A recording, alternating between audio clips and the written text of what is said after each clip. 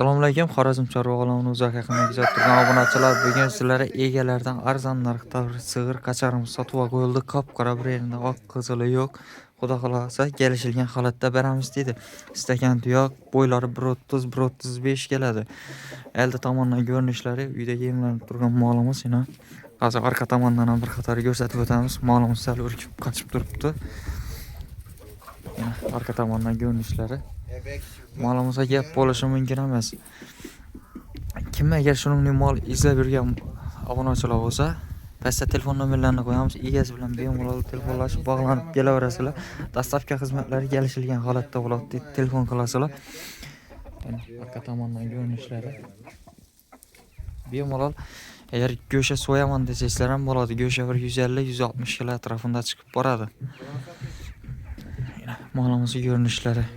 Molimizda usul boshqa hech bir kasallik boshqasi yo'q. Yana xo'jalikda boqilib turgan mollar. So'raganlar uchun.